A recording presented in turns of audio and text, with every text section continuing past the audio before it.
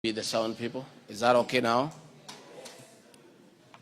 Mr. Speaker, sir, and all members, I want to thank you for giving me opportunity. I hope, Your Excellency, you have been advised by your lawyers that you are here to respond to specific issues Yes, in the motion I have my advice. and not to talk generally.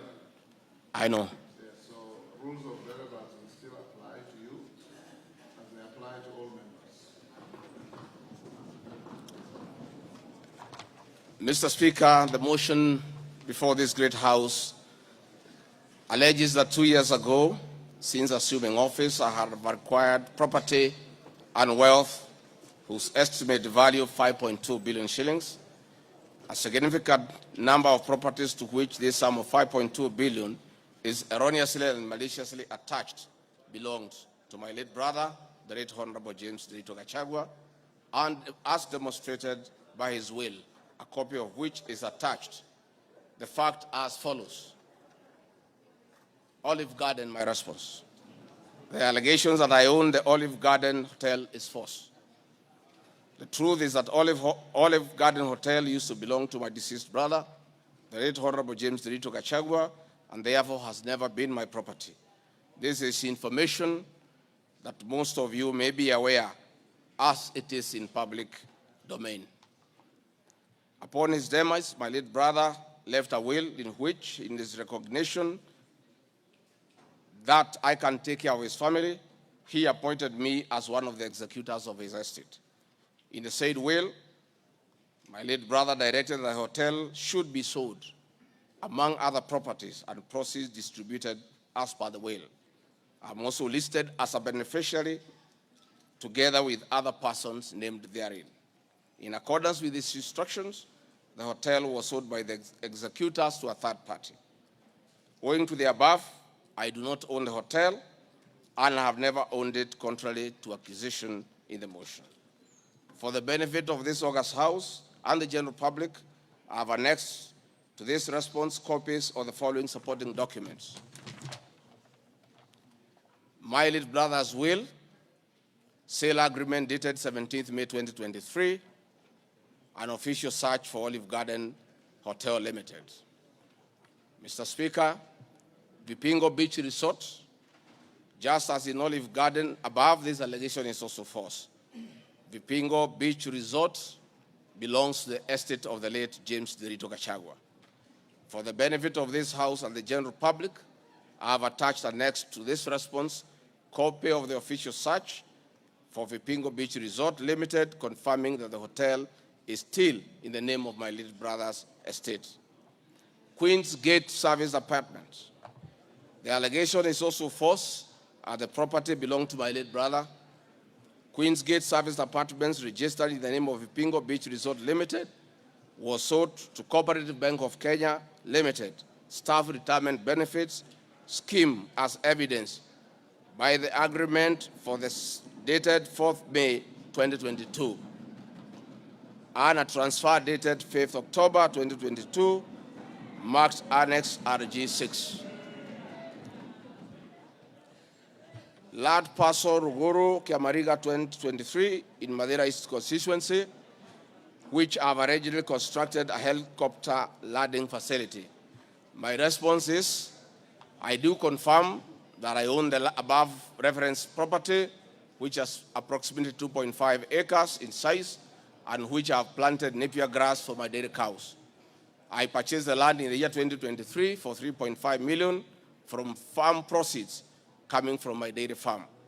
I have read through the motion, and there is no iota of evidence adduced of the impropriety in the way I acquired this small property.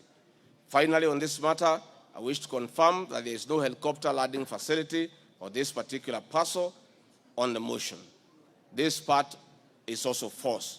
I attach a copy of the agreement for purchase of this property, marked Annexure RG7. 40 acres of land purchased in Kakuret within Kabraine in Nyeri County. My response. I confirm that I own a property, having bought it in 2015, a time when I was not a state officer. I had not even been elected as member of parliament from the Honorable Joroge Wainaina, Member of Parliament for Kenny, who is present in his house. Or I'm not sure whether he's present. Therefore, this property I purchased 10 years ago, and not 2 years ago, during my tenure as Deputy President, and as indicated in the motion, the allegation is false. I've read through the motion, and there is no iota of evidence adduced of any impropriety in the way I acquired this property. For the benefit of this August House and the general public, I have annexed to this response copy of the agreement for sale and purchase of this property marked as Annexure RG8, 80 acres of land in Meru County. For the record, I wish to confirm that I do not own 80 acres of land in Meru. This allegation is false. However, in the spirit of full disclosure, I would like to confirm that I have purchased 29 acres of land in Meru, the land of my mother, which I bought on around 9 February 2024 through a loan granted to me by Solution Circle Limited, which I am a member. This said circle has a charge registered against the title, which it continues to hold as security until I fully repay the loan. For the benefit of the August House and the general public, I have annexed to this response copies of the agreement of sale marked RG9 and a letter dated 15 July 2024 from Solution Circle Limited confirming that they financed the purchase of the property marked Annexure RG10. Dairy farm in Nyandarua County. My response is I do not have a dairy farm in Nyandarua County, therefore this allegation is false. The land in Nyandarua has no single animal. Companies. The motion alleges there are 22 companies owned by my family members and which have been used to massively launder money and conceal proceeds of crime, corruption, and benefit from influence peddling. My response is the mover of the motion has listed the 22 companies associated with me and has alleged that they have been used to massively launder money and conceal proceeds of crime, corruption, and benefit from influence peddling. I've carefully gone through the motion and have not seen any evidence to support or prove the allegations therein. It is not clear to me how to respond without having seen any evidence incriminating the companies. I would like to be clear that these companies have not been involved in any illegal activities, and I believe that is why the mover of the motion has not tabled any evidence of impropriety with respect to the companies. It does appear to me that the mover of the motion was so meticulous to get all the companies associated with me and my family, and I believe that he also had evidence of illegalities committed by the companies, he would have shared or tabled that for the record. However, it is not possible to get evidence of illegality where there is none. Having said the above, allow me just to mention a few companies because there are many. Regarding Gachagua Foundation, this is a foundation I incorporated in 2022, and I clarify that the foundation is a non-profit making entity with the sole objective of uplifting the lives of less privileged in society. This foundation therefore does not trade, and honorable members, you are aware that by law, a foundation cannot be used to trade. Since incorporation, the foundation has received a total of 12 million shillings, which has been utilized as per the schedule marked Annexure RG11, which is paying school fees for children in Pwani University and other universities across the country. Dorcas regarding foundation, because she is not here to defend herself, this is a foundation founded by my wife, Pastor Dorcas, incorporated immediately we came into office as a non-profit making entity for the sole purpose of rehabilitation of drug addicts, widows, single mothers, and orphans. A brief write-up of this foundation, together with its achievements, is annexed herewith as Annexure RG12. It is in public domain that Pastor Dorcas have been around the country doing work of rehabilitating drug addicts and helping others who have challenges. There are many other companies that are here, but I don't, because this is a house of record, I don't want to bother the members of parliament of going through all of them. I want to probably only talk about Wamunyoro Investments Limited, named after my village in Wamunyoro, This company was incorporated 21 years ago before I became deputy president, and it's a company that holds family property. Mr. Speaker, sir, I've been accused of exerting influence on officials in the Ministry of Lands to issue an allotment letter to Amunyoro Investments Limited and using the fraudulently acquired documents in support of a court case. My response, Mr. Speaker, sir, and honorable members, I wish to confirm that Amunyoro Investments Limited has never been issued with any letter of allotment for land in Embakasi.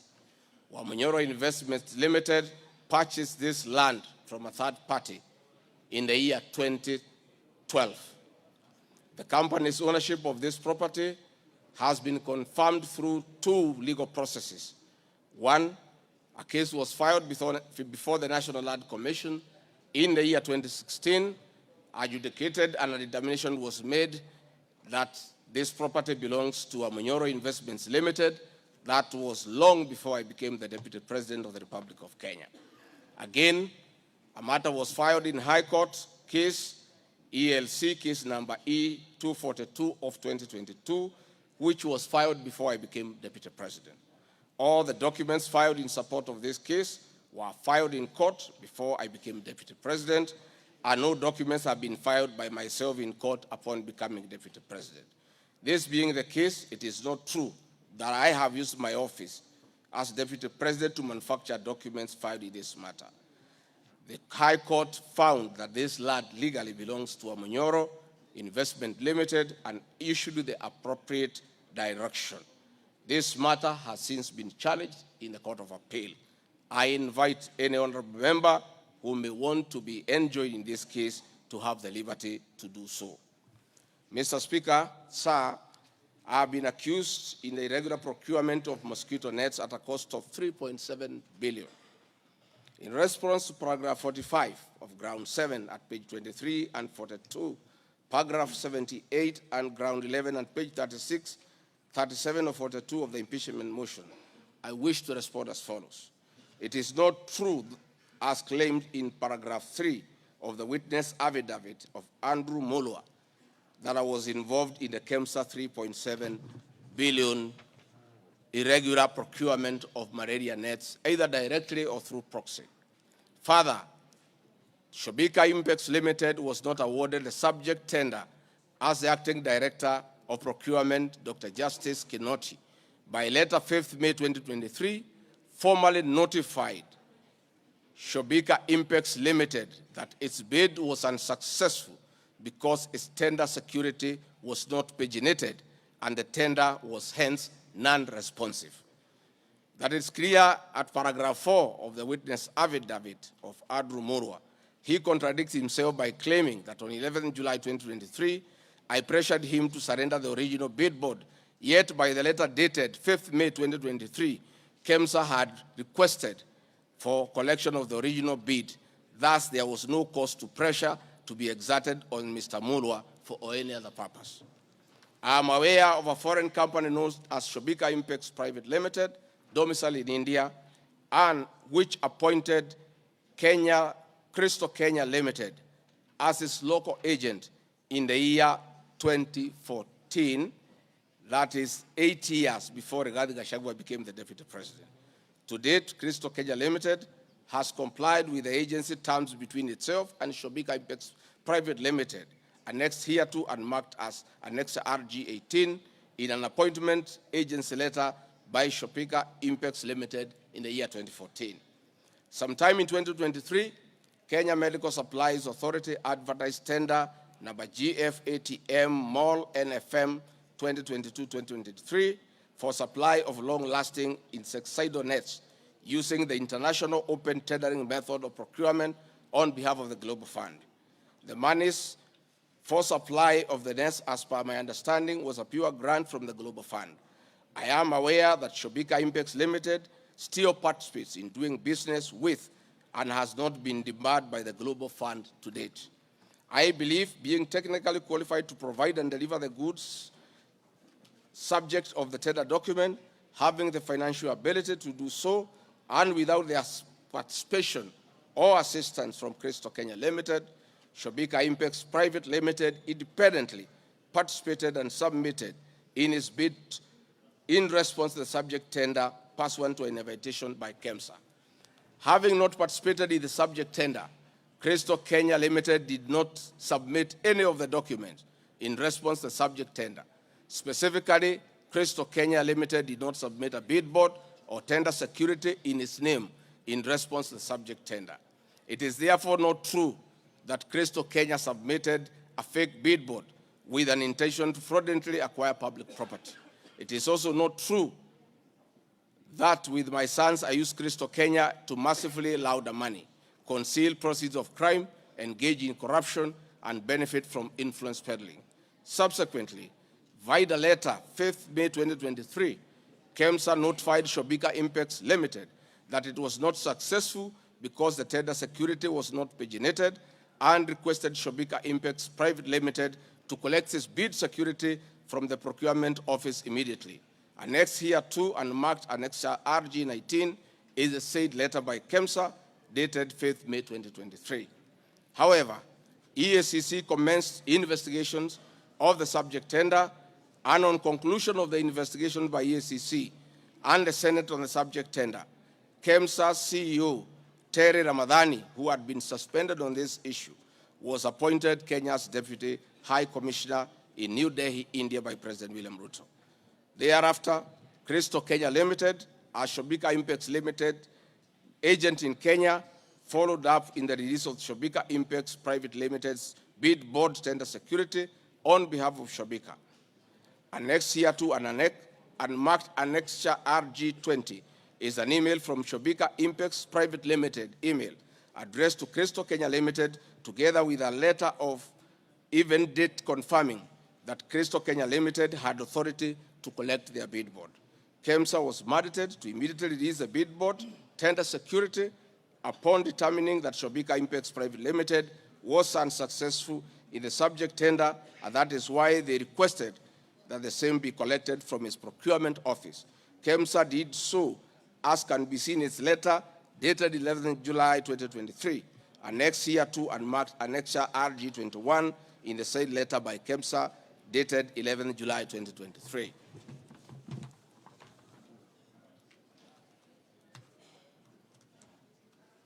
Mr. Speaker, noting that Shobika Impex Private Limited was not successful, it did not supply any goods and it did not receive any public funds in payment thereof with respect to the subject tender. Accordingly, I have not committed any crime under Section 45(1), 46, 47(a)(3), and 48(1) of the Anti-Corruption and Economic Crimes Act, and Section 2, 3, 4, and 5 of the Proceeds of Crime and Money Laundering Act. Further, I have not breached Section 34 of the Leadership and Integrity Act, for I did not bully any state or public officer with respect to the subject tender, and specifically, no evidence has been tendered to support the allegation at paragraph 78C of ground 11 at page 37 or 42 of the motion, which alleges that I summoned procurement officers in ministries and institutions, instructing them to direct procurement of goods and services in a specific manner.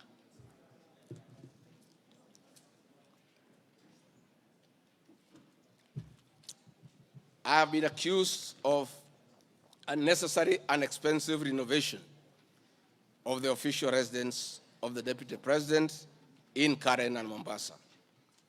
Mr. Speaker, firstly, I would like to state that funds for the renovation of the official residence were approved and allocated by this Honorable House based on the fact that the premises had been neglected for a very long time when Dr. William Ruto was Deputy President. It cannot be fair that this House would proceed to impeach me because of an action that these honorable members have approved by way of appropriating monies for the renovations. Mr. Speaker, the contract for the refurbishment of the official residence of the Deputy President, dated 22nd December 2022, was signed by Honorable Katole Metito, the Controller of State House, Office of the President, and Agrobic Investment Limited that was awarded the tender, because the Controller of State House at that time was the accounting officer in charge of the Office of the Deputy President. The report of the Auditor General, Mrs. Nancy Gadongo, dated 24th January 2024, on the Executive Office of the President for the year ended 30th June 2023, gave the opinion confirming that due compliance with the Public Finance Management Act 2012, the report is annexed herewith and marks as Annex RG 23. I would also like to add that as Deputy President, I'm not involved in procurement processes of my office, whether directly or indirectly. I would also like to state that I do not know the company, AgroPric Investments Limited, which undertook the renovations. I do not know the directors and the company. I did not participate in the tendering or supervising of the same. The motion dated 26 September 2024 alleges that on 29 January 2023, 45 million Kenya shillings was transferred to Vayani Enterprises Limited, which is alleged to be a special purpose vehicle used by me to siphon public funds. No evidence whatsoever is contained in the motion showing that the said company is in any way connected to me or that I have any beneficial interest in the said company, which I am neither a director or a shareholder. I categorically refute the allegation, which is false and unfounded. Mr. Speaker, I would also like to confirm that I'm not a director or a shareholder, directly or indirectly, of the company called AgroPric Investments Limited, and I do not know its shareholders or its directors. Mr. Speaker, there is an allegation of dubiously acquiring substantial portion of the sum of 100 million paid to Lusona Events Limited.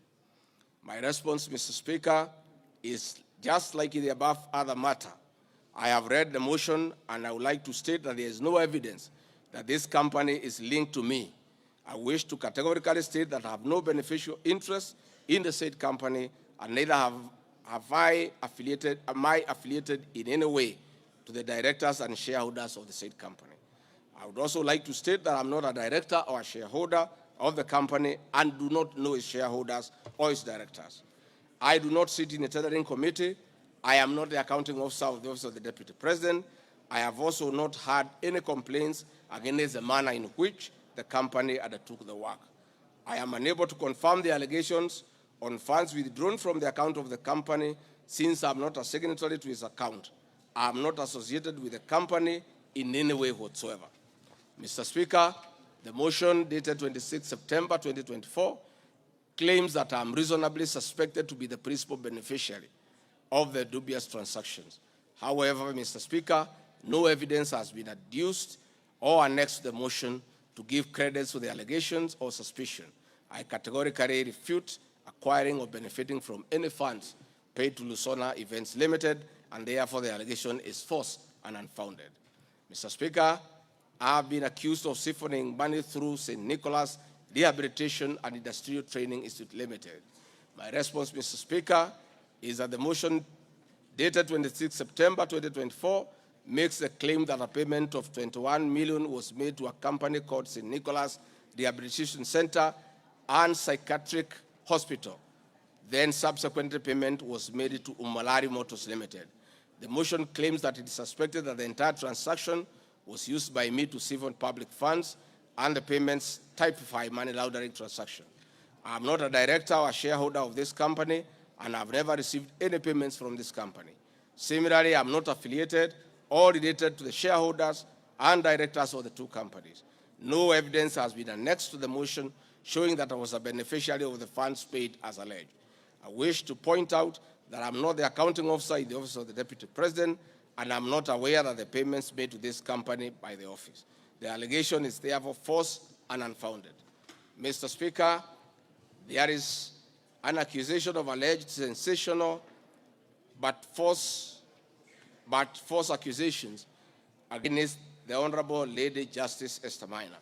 My response, Mr. Speaker, it is alleged in the special notice motion on ground 4 on page 14 at a gross violation of the Constitution that I publicly attacked the Honorable Lady Justice Esther Maina and forcefully threatened to bring action against her. First, Article 160, Subarticle 5 of the Constitution provides that the judge cannot be found liable in a court of law for actions taken in good faith in lawful performance of their work. This provision is not a bar on freedom of expression guaranteed at Article 33 of the Constitution, nor a bar of the right to seek redress for legal wrongs simply because a wrong is committed by a judge. They exit multiple legal fora in which to take action against a judge for any actions that are not lawful.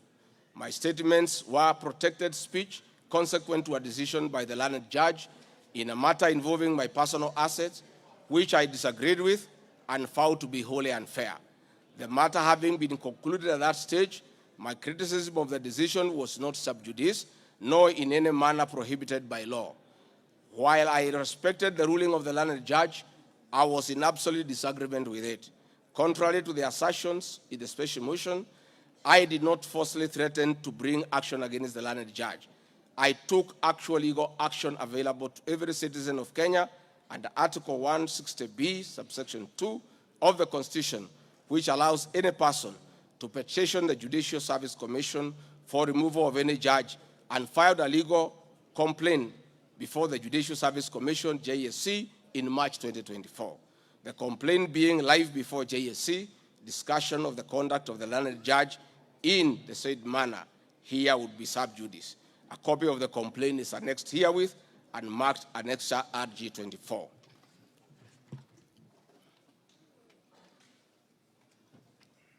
Mr. Speaker, I have been accused of diverting materials meant for construction of Kilifi Malindi Highway to tarmac a private road to Vipingo Beach Resort. My response, Mr. Speaker, I reiterate that Vipingo Beach Resort is registered in the name of the estate of my late brother, Honorable James Gachagua. Number two, the facts are as follows. King Charles III visited Kenya between 30th October 2023 and 30th November 2024. During his state visit, one of the designated places where King Charles III was to visit was Kuruitu Marine Conservancy, which shares a road with Vipingo Beach Resort. I have annexed a copy of the program for the state visit to Kenya by King Charles III, marked as Annex RG 25, which at page 13 on items 63 and 64 shows his departure and arrival at Kuruitu Marine Conservancy. There are several media reports confirming the visit by King Charles III to Kuruitu Marine Conservancy. I have annexed extracts of the media reports by the Star newspaper dated 7 November and by African News marked as Annexure RG 26. My understanding is that the road to Kuruitu Marine Conservancy was upgraded in respect of this visit, which also to benefit the local community, including amenities like Sheriani Secondary School, Sheriani Primary School, a mosque, and a public market as part of the corporate social responsibility. I wish to point out that the alleged road, that is Takaungu Sheriani Vipingo, is a public road and not a private road leading to any property associated with the Deputy President, but a public road.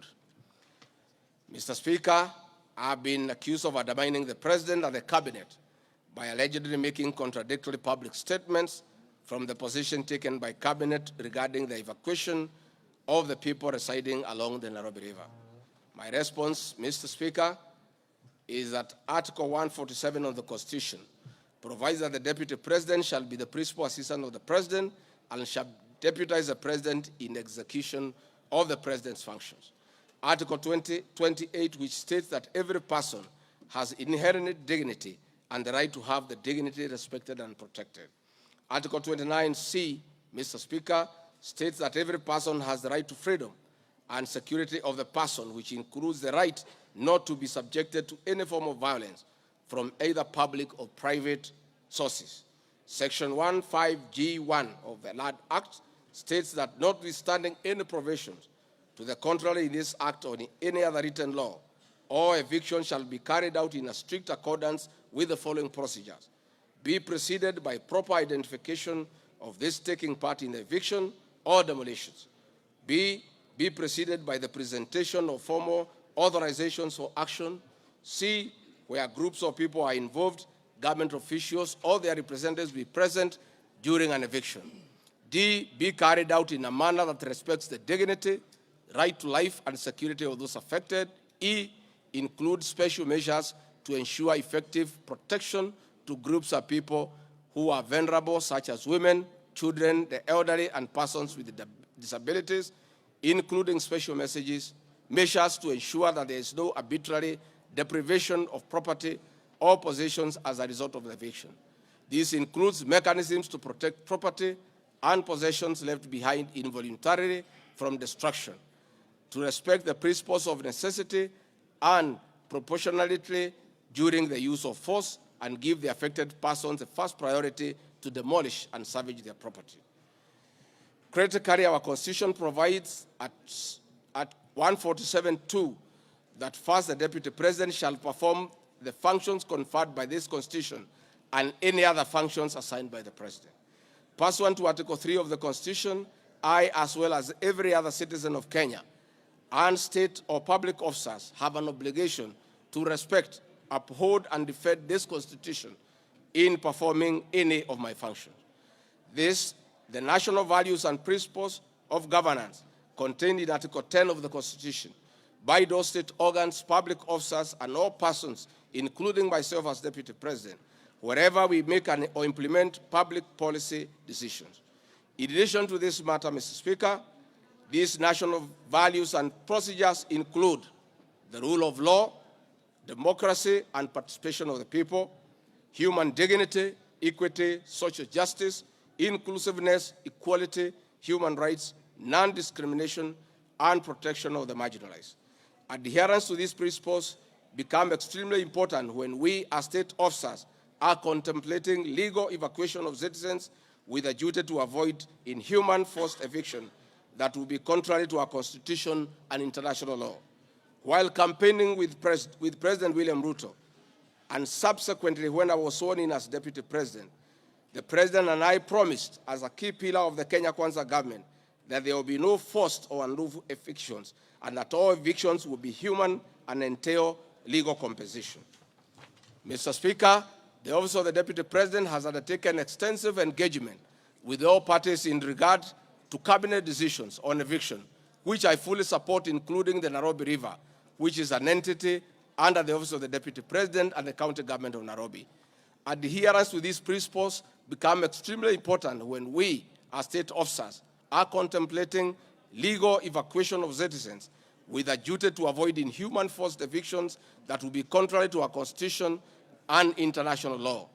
Guideline number 6 of the United Nations General Assembly Guidelines for the implementation of the rights to adequate housing prohibits forced evictions, and that the state should ensure that any eviction under domestic law are fully compliant with international law. The guidelines further require meaningful engagement with communities to ensure that the rights of residents are implemented cooperatively without the need for eviction procedures or police enforcement. Mr. Speaker, I have supported the implementation of government directives on the eviction, save for the fact that on being informed that the persons residing along Nairobi River would be evicted and paid 10,000 shillings only, which I and many other Kenyans felt was inadequate compensation for eviction. I insisted that the government should abide by the constitutional dictates and international norms while implementing any cabinet decisions, including eviction, and maintain the dignity of the citizens of Kenyans facing eviction. My statements did not and cannot be construed to undermine the President by insisting that people should not be evicted inhumanly and without adequate compensation. Mr. Speaker, I have been accused of undermining devolution by allegedly holding a meeting in Nairobi Wakulima Market. The motion alleges that on 28 September 2024, I unlawfully interfered with the running of the Nairobi City County government by holding a public rally where I allegedly incited citizens against lawful directives of the county government on planning and allocation of markets. My response, Mr. Speaker, is that the motion alleges that on 20 September 2024, I unlawfully interfered with the running of the Nairobi City County government by allegedly inciting citizens against lawful directives. Article 6(2) of the Constitution provides that the government at national and county levels are distinct and interdependent and shall conduct their mutual relations on the basis of consultation and cooperation. This being the case, it cannot be said that there is a violation of the Constitution when someone from the national government makes a comment on matters relating to county governments. The traders had sought me out to intervene and request the governor on their behalf to dialogue with them and seek a solution to the grievances with regard to the relocation of markets. I request that a video, a next RG video 3, be played for the benefit of members to say what I said.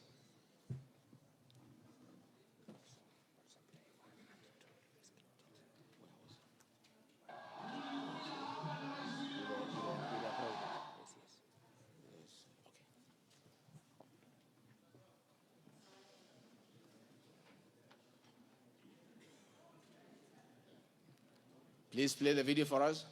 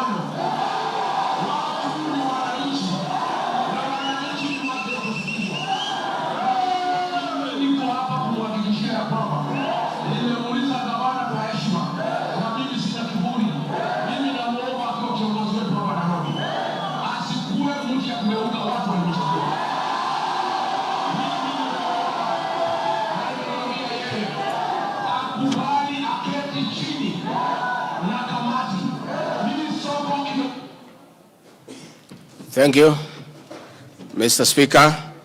My counsel has just drawn my attention that in my earlier explanation on Nairobi River, I have a video 1 and 2 that I would like you to play so that I buttress my point on what I meant. Please, technical people. Video 1 and 2. We don't have a choice. Once we try to fix this economy and create a good working environment where we don't criminalize enterprise, where ordinary Kenyans are allowed to work, where businessmen are not harassed by KRA,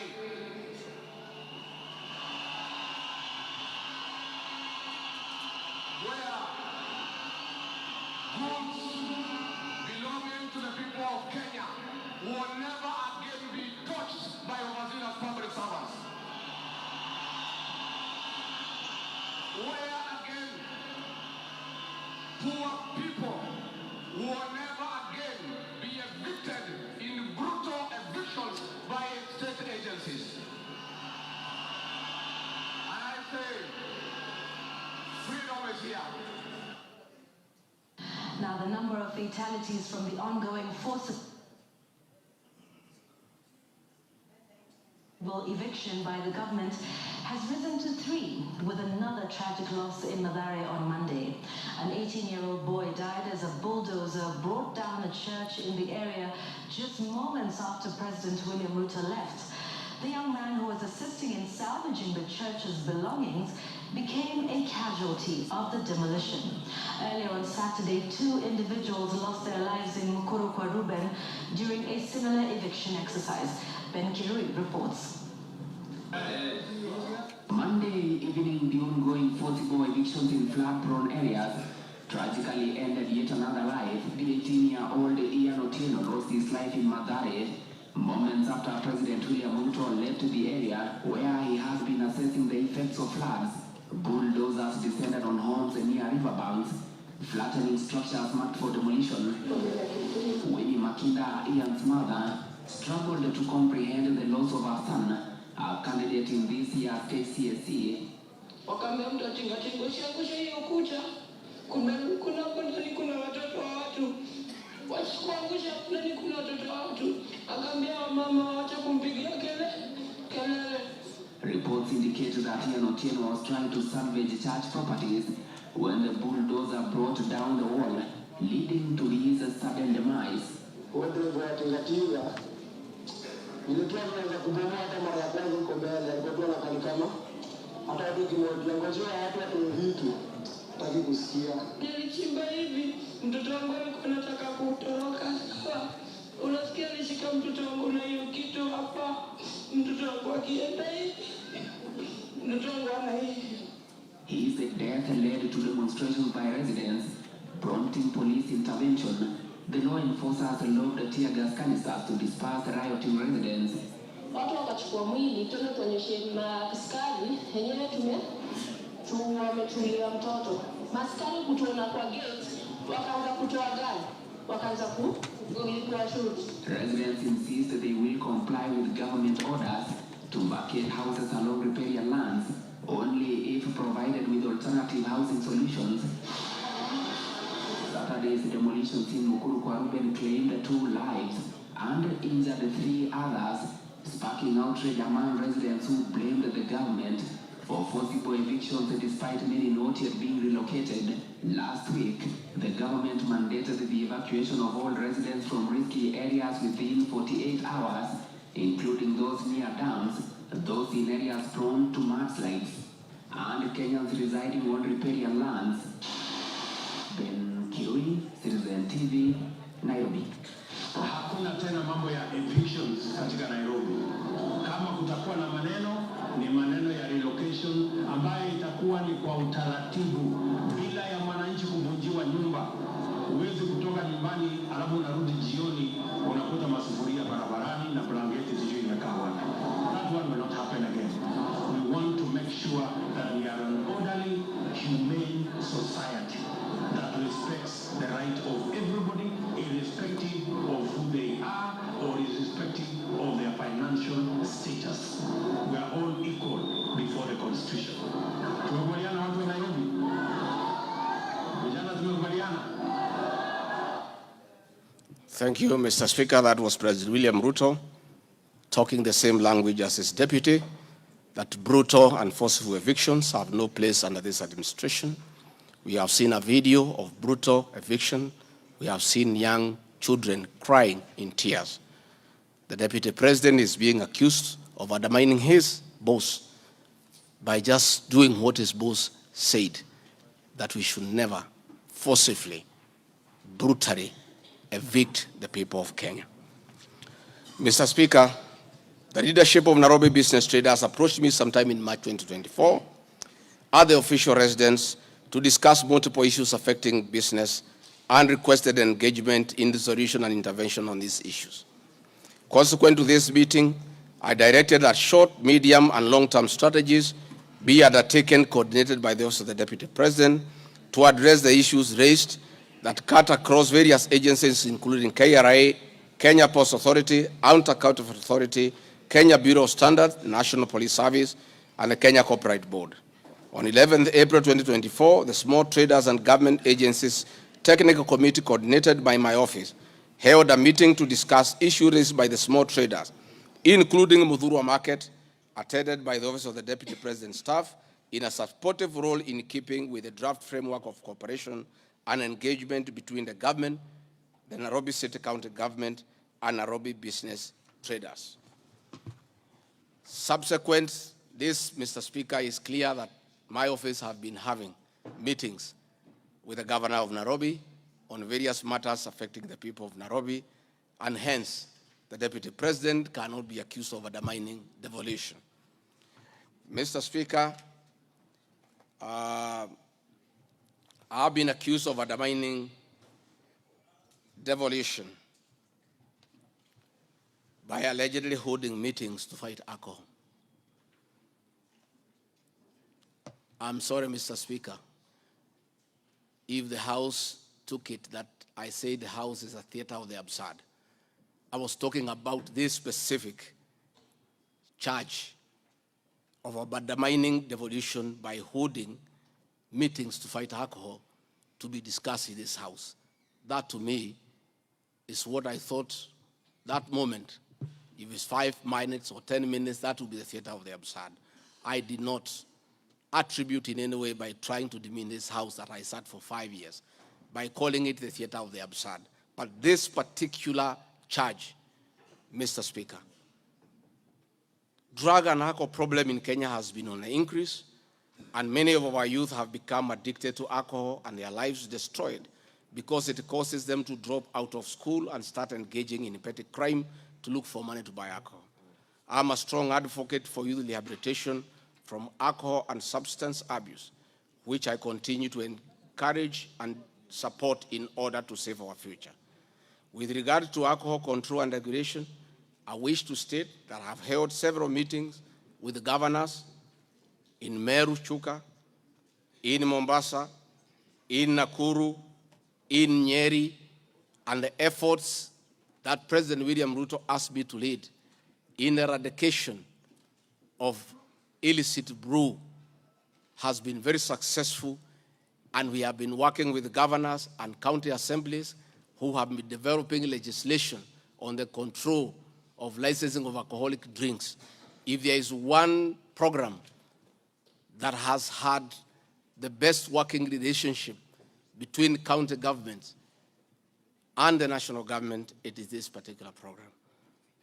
I'm a bit emotive about illicit alcohol because I lost my brothers. One who was a medical doctor to alcohol, another who was a farmer to alcohol. I take it passionately. I don't know who complained about this particular charge. I have not seen evidence of any complaint, and I have not heard any person in Kenya complaining that the deputy president is undermining with the devolution by leading the war on illicit brews and drug abuse. Whatever this House decides tonight and the other subsequent House, whatever happens to Rigathi Gachagua, whether he's in or out of office, this war must continue and must be won for the sake of our children.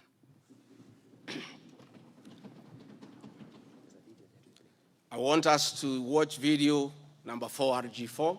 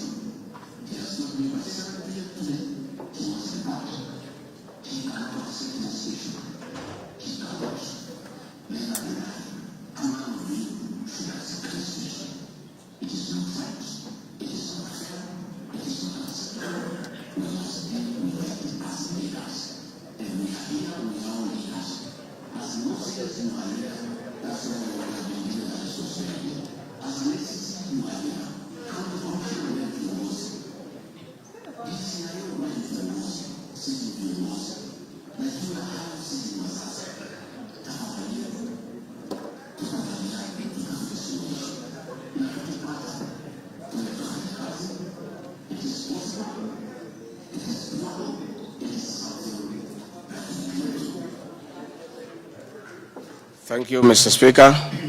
It's very clear that the meeting had all governors, members of parliament who are present here today, policemen, everybody, and we are all in agreement that the war must be won.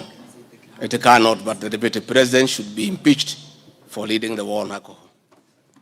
Sensational statements against the National Intelligence Service, its Director General, and officers. Mr. Speaker, during the assumption of office, I took an oath of allegiance in the following terms. Oath or solemn affirmation of allegiance to the President, Deputy President. In full realization of the high calling, I assume as Deputy President of the Republic of Kenya, I do swear solemnly affirm that I will be faithful and bear true allegiance to the Republic of Kenya, that I obey, preserve, protect, and defend this Constitution of Kenya, as by law established, and all other laws of the Republic, that I will protect and uphold the sovereignty, integrity, and the dignity of the Kenyan people. So help me God. That is the oath that I took in Kasarani. Article 239, Article 3 of the Constitution provides that in performing their functions and accessing their powers, the national security organs and every member of the national security organ shall not act in a partisan manner, further in the interest of a political party or cause, or prejudice a political interest or political cause that is legitimate under this Constitution. Article 239, sub-article 5 of the Constitution provides the national security organs are subordinate to civilian authority. In addition to this allegation, I wish to state that the National Intelligence Service holds a very critical role in ensuring the safety and security of our country. They are responsible for gathering intelligence and share it with all our law enforcement agencies to ensure that the country is safe at all times. Consequently, when the country was caught flat-footed with regard to the scope and extent of the public's dissatisfaction with the Finance Bill 2024, which degenerated in a Gen Z protest, it pointed to the failure of the National Intelligence Service in carrying out its mandate.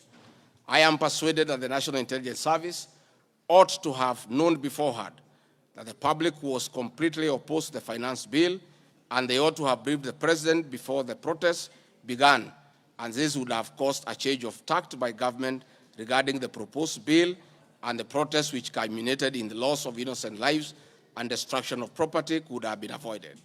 Hence, I expressed my opinion on this in my public media briefing in Mombasa, and my utterances were not any different from what happens in other countries when there is a lapse or failure by the intelligence agencies. The nation has witnessed unfortunate instances of several extrajudicial killings, abductions, and disappearances. I firmly believe that if the National Intelligence Service had acted diligently, these instances would not have been witnessed. Under the Constitution, the government agencies are supposed to be accountable to the Kenyan people, including the National Intelligence Service, and calling them out when a dereliction of duty does not amount to undermining them. I am also aware that the Kenya Kwanza government has been at the forefront in calling out officers who do not seem to understand their work. Recently, my boss, the president, publicly complained that there are some PSs and CSs who did not seem to understand their role. Please play for me video number 5, RG5. On President William Ruto has today described some members of his cabinet as utterly clueless and uninformed about the dockets they occupy. And in a sign of trouble for cabinet secretaries, the State House gates were shut for those who arrived late, with both President Ruto and his deputy Gachagua giving a sharp tongue lashing to the latecomers. And as Citizen TV's Timothai Green reports, the atmosphere at the State House, Nairobi, left little doubt on President Ruto's disappointment with a vast section of his 22-member cabinet.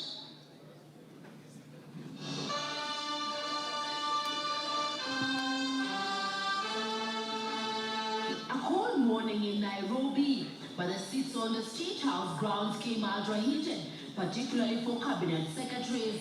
The cabinet members came here to sign performance contracts, but the oral appraisal of the day spurred anything between trouble and outright doom. If you cannot keep time with your employer, you have basically dismissed yourself. I mean, it's just as simple as that. So, for those who came late, who are members of the executive, I will be expecting a written explanation, and it should not include matters of traffic. Punctuality was at issue, with some cabinet secretaries being locked out of State House for lateness. And from the podium, the president and his senior lieutenants were unforgiving.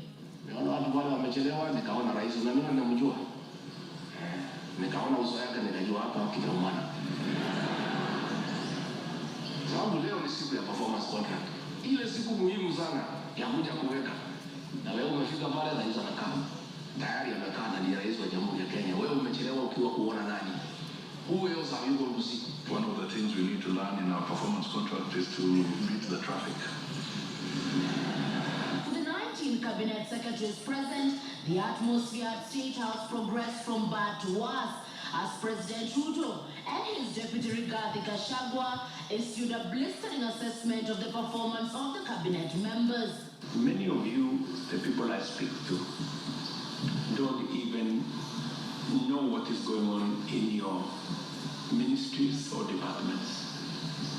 You have very scanty information. The moment I know more than you in your ministry, then you must begin to understand that something is very wrong.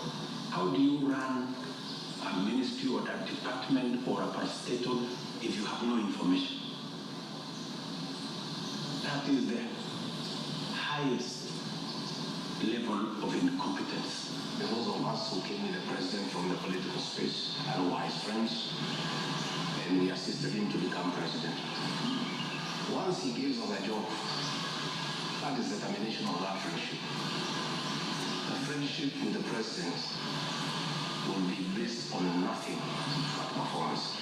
From travel habits to basic work ethic and even media appearances, it was a brutal ground zero appraisal for the cabinet. Why do you have to honor every invitation that you have been given to every country? Your Excellency, at times we have tried to hold cabinet committees, we can't. 5, 6, 7, 8 ministers are out of the country. Some change clothes at the airport from one country to another. That is the truth. Why can't you regulate yourself? If the president was to travel and honor every invitation, he will be out of this country the whole year. You just have to decide what is useful and other things you can leave to our ambassadors out of the country. So when you hear my deputy saying, find time, travel and see the people who have hired us, you know, go to different parts of Kenya so that you can get feedback from the public. We have done so much as an administration. The information is not out there. Our ministers are quiet. They are called for TV interviews, they don't show up to say what they have done. And then the media have a few days because nobody talks for government. I would rather we spend more time explaining to the people of Kenya what we have done in our respective dockets as opposed to travel. And if we have to travel, let's travel out the country to where our Wananchi are and explain what we are doing. And I remember I called CS Chelugui. I didn't find him, so I called his PS. And I found her. And I explained to her, I told her, look, the public is not understanding this. Did I call you or not? On Sunday.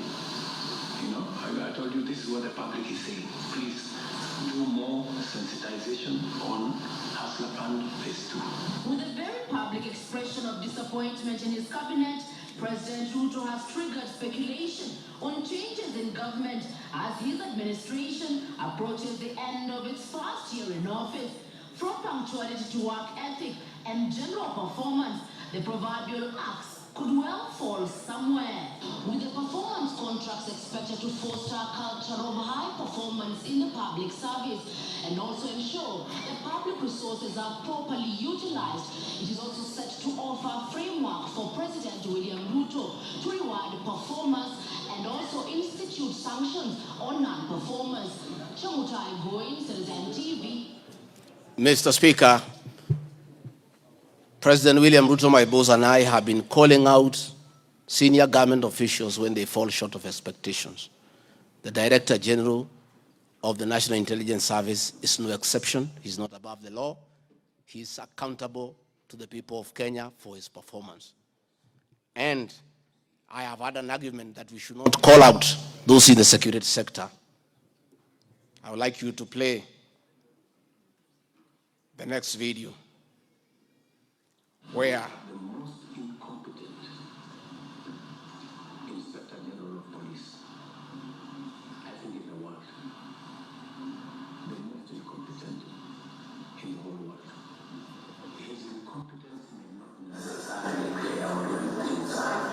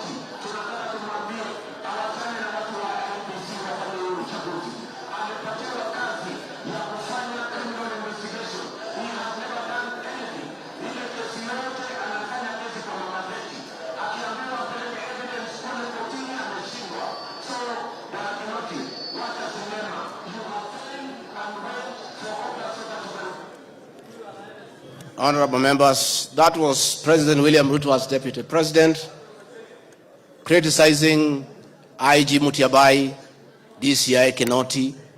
Rigathi Gachagua has learned his job from his boss, that public officers must be called to order when they fell short of expectation. And I never saw anybody bring William Ruto here for impeachment for criticizing the IG or the DCI. This is a very unfair allegation. Mr. Speaker, it is also reported by media that the IMF has already warned about impending unrest during the people's dissatisfaction with the 2023 and 2024 election. Many of you will recall, Mr. Speaker, after the September 11th terrorist attack in the U.S., the U.S. intelligence agencies were massively criticized, and an inquiry was even opened to investigate why their intelligence agency was not able to detect and thwart the attack. All we are saying is that our National Intelligence Service is accountable to the people of Kenya for its performance. Mr. Speaker, conniving with cartels in the tea sector to block KTDA from implementing guaranteed minimum return, Mr. Speaker, I am here to see a shred of evidence to that effect, and I have nothing to say. I have seen an allegation that we have not been able to do coffee reforms. Mr. Speaker, out of my work, coordinating coffee reforms, the Cooperative Bill 2023 and the Coffee Bill 2023 is before this House. I request this House, after these impeachment proceedings, to embark on those two bills so that the coffee farmers can realize the full benefit of the coffee reforms that we have initiated. There is another allegation that I have taken control of a local cooperative society in Madeira constituency. I don't know the name of that constituency, of that cooperative.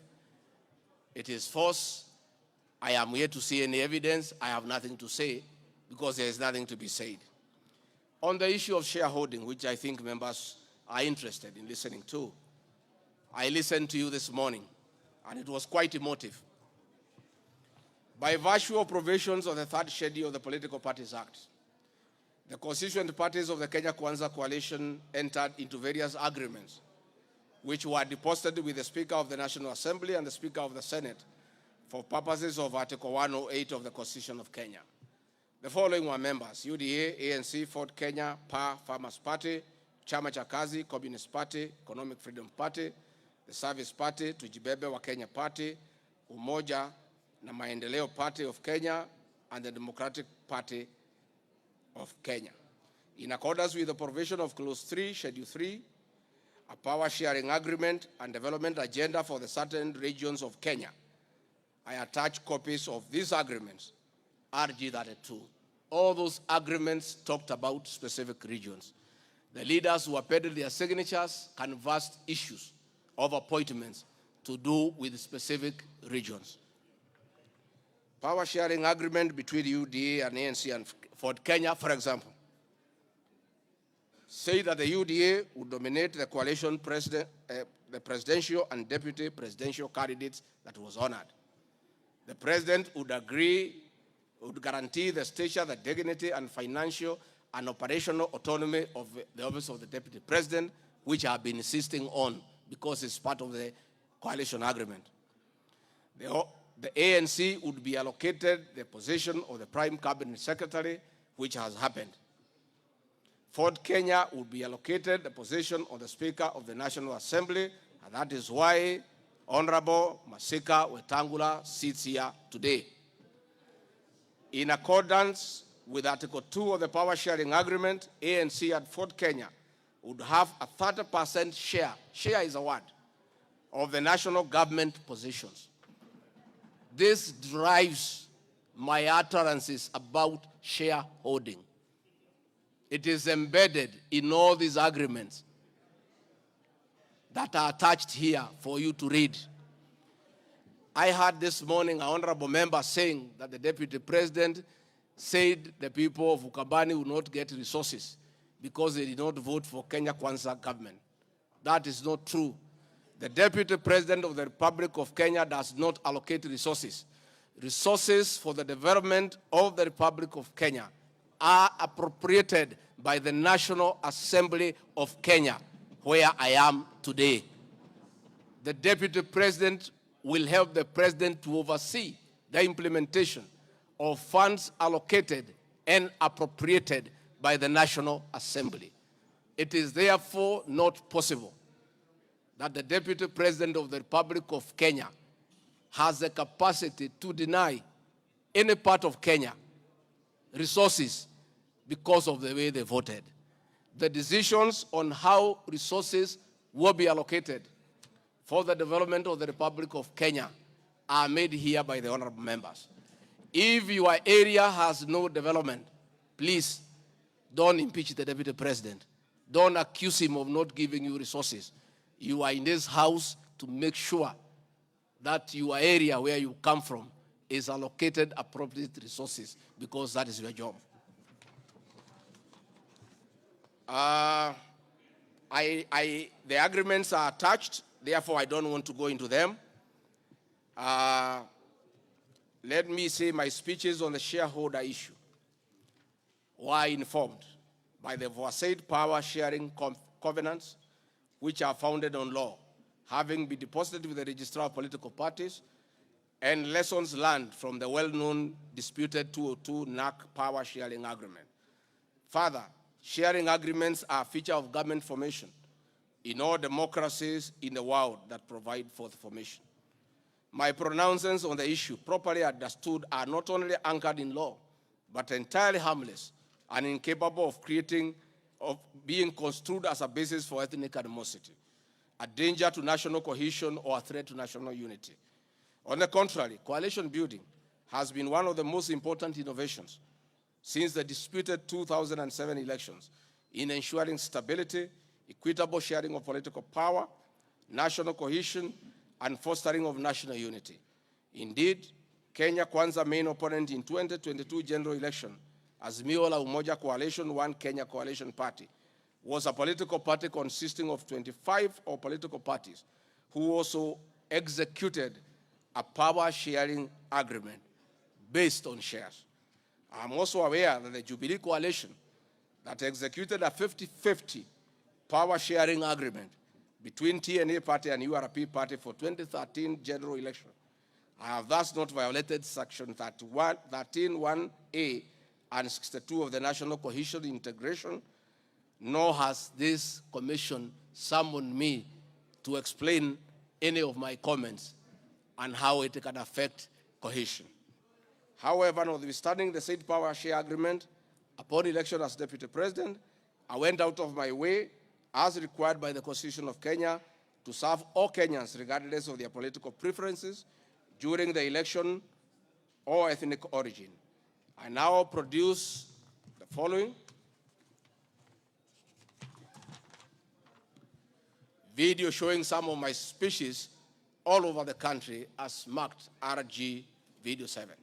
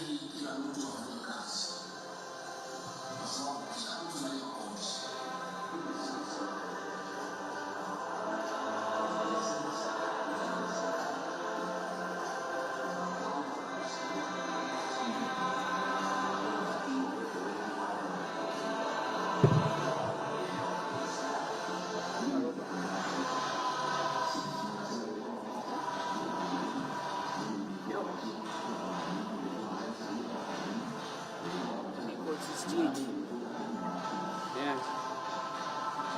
Foot.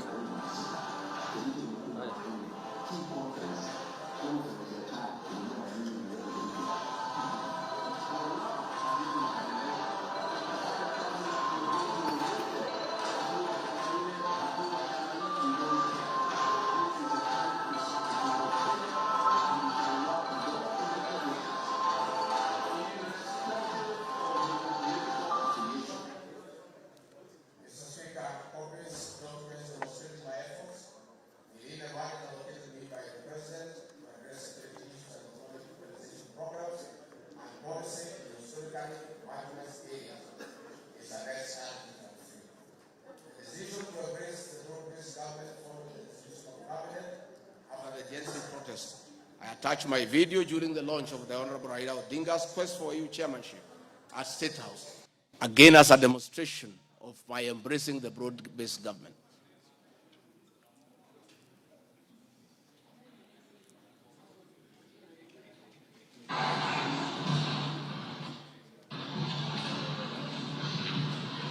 Your Excellency, Dr. William Ruto,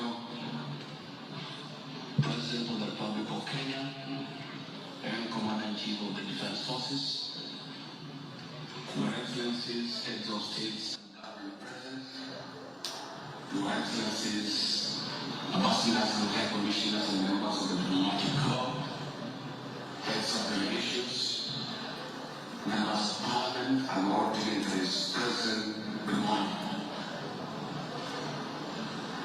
Your Excellency, let me say this is a great moment for our country. What a day, what a moment. We are here, Your Excellency, as a country to unveil Kenya's finest to go and lead Africa. It's a proud moment for this country. And I want to say, Your Excellency, the people of Kenya have been elected to a man by the candidature of the Right Honorable Raila Odinga to be the chairperson of the African Union Commission. This is a quest that has brought pride to our nation. And I would like to tell the leaders here from Africa and the representatives that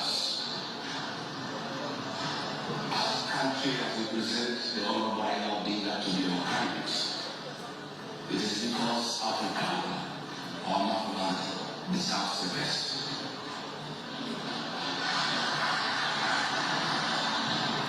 The passion and zeal of Right Honorable Raila Odinga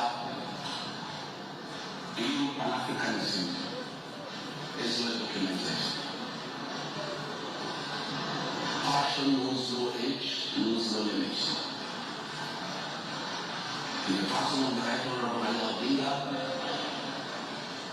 he joined the ranks of Jomo Kenyatta and Kwame Nkrumah in pushing the agenda for Africa. And therefore, we say, Your Excellency, the lessons of today are that Raila Odinga, Right Honorable, is a man of great resilience, endurance, and perseverance. Today, we are going to unveil the transformation of Right Honorable Odinga from a national leader to an African statesman. And for all us in leadership, we have learned great lessons of resilience, endurance, and perseverance. Someone may ask, why is the young Gachagua who has before had issues with the leadership of Raila Odinga? As a truthful man, I have nothing against it. It's only that we are competing for the same position between him and my boss. Now that he's going for a bigger seat in Africa, all of us, from the president, I, and the rest of Kenya, are winning. And the Right Honorable Raila Odinga, as a man who listens to the ground, let me confirm to you. I've listened to the ground, and all Kenyans across the political divide, across communities, are in support of your candidate, and we wish you well. Before I call Your Excellency, let me acknowledge the place of family, not just in our lives, but in leadership. I think it is a great moment for the Right Honorable Raila Odinga. It's appropriate that I acknowledge on behalf of the country the role Raila Odinga has played in the life of this great son of this land. Raila Odinga, we salute you as a country for having been a very strong pillar to your husband in very difficult times, and in his worst moments you have always been there for him. We ask families to support their spouses. So my Raila, wish you happy birthday. It is my hope and prayer that your next birthday will be celebrated at Addis next year.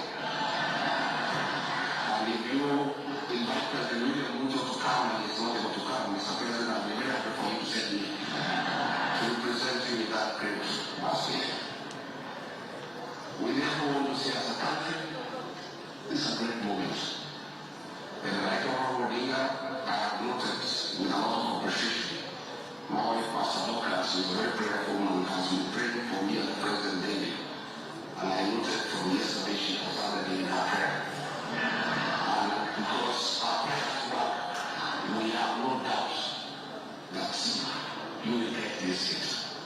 Mr. President, it is now my honor to request you come and anchor Kenya's finance and embark on the journey of transformation of the Right Honorable Raila Odinga from a national leader to a great African statesman. Thank you, Mr. Speaker. President William Ruto has many times appreciated my people issues and has repeatedly pronounced himself. Let me have the video number 9. Speaking of deputies,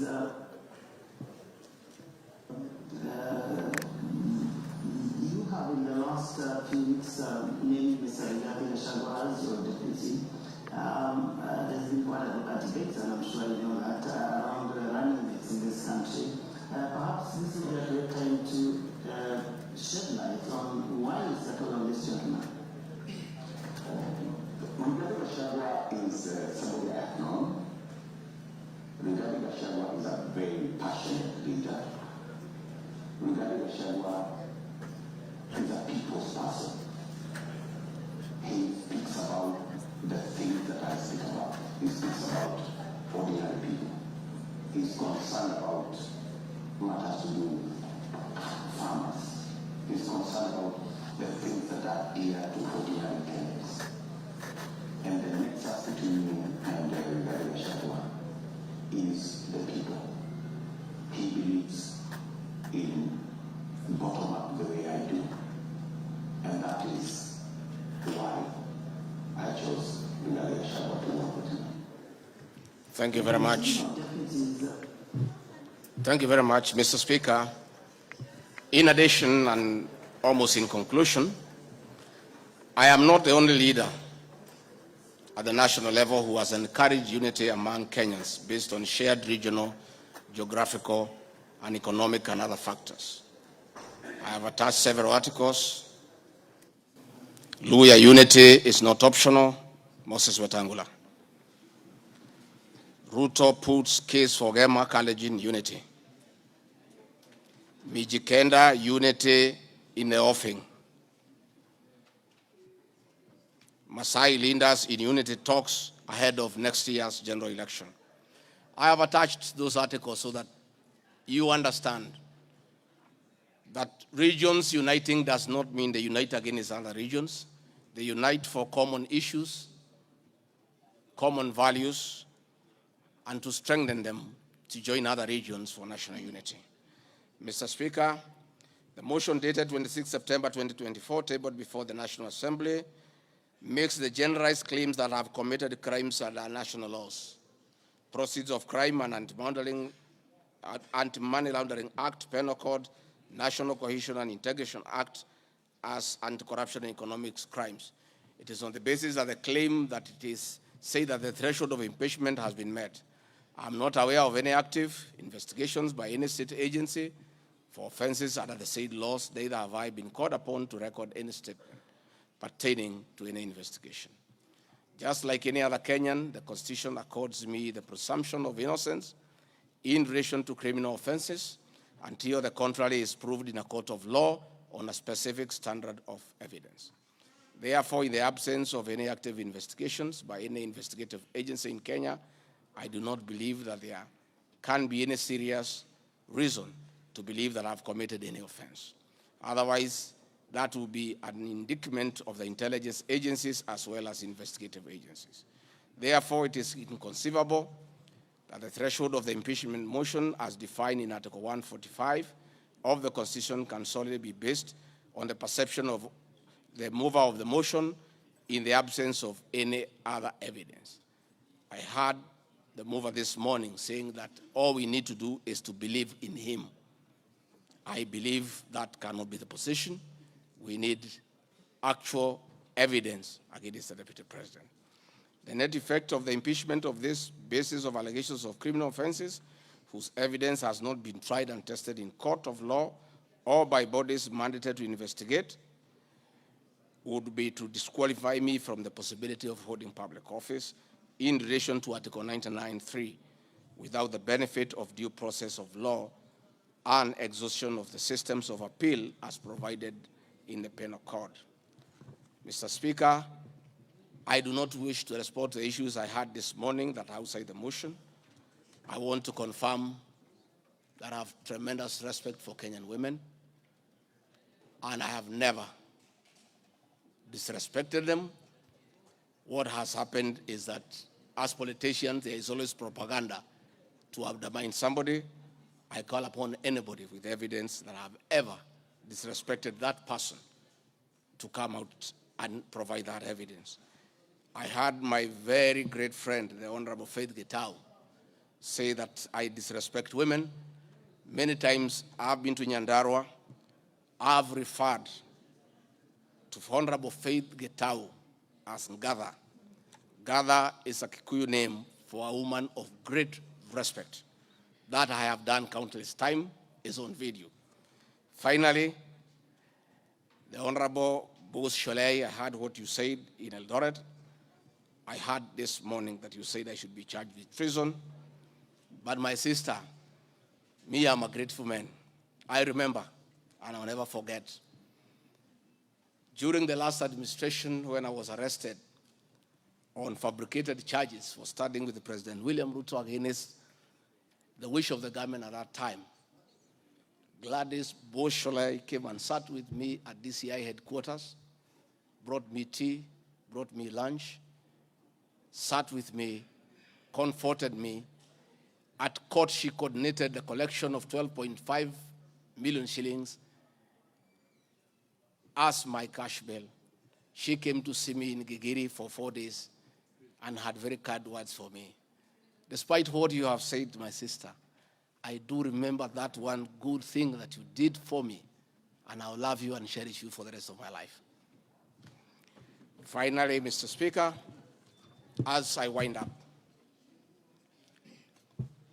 I want to appeal to this Honorable House to consider the allegations against me by the mover of the motion, weigh it against the attached evidence, weigh it against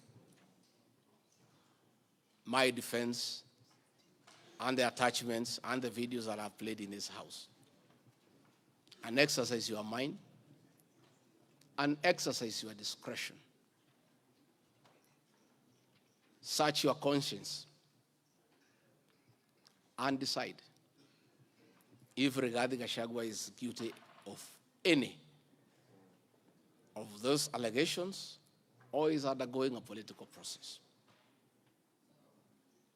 If you are so persuaded and you search your conscience without any intimidation or coercion or inducement, and you think it's the right thing to do, please go ahead and do so. If you search your conscience and listen to the issues that have been adduced here, and you find that there are no grounds to impeach the Deputy President of the Republic of Kenya, please make the right decision. But as you do so, many members who are in this House remember what President William Ruto as Deputy President went through. And most of us stood with him. Rigathi Gachagua underwent 4 years of persecution. Others were persecuted. But we took a firm stand because we believed we were doing the right thing.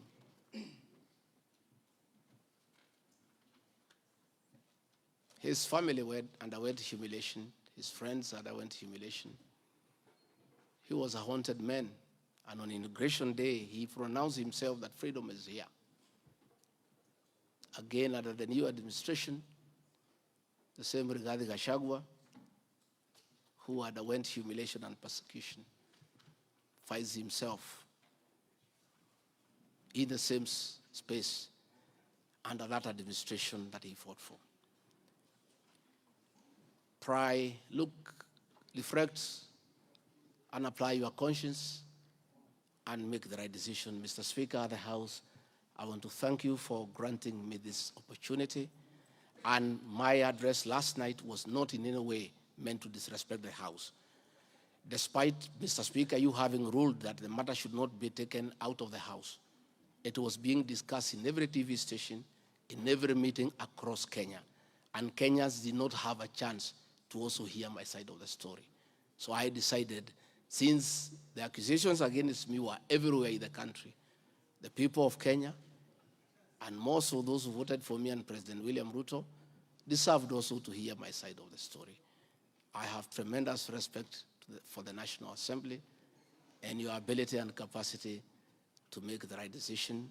Mr. Speaker, I want to thank you. Asanteni sana. Thank you very much, Deputy President. Thank you very much, Deputy President. sure your fears that you will not be heard fairly have been allayed.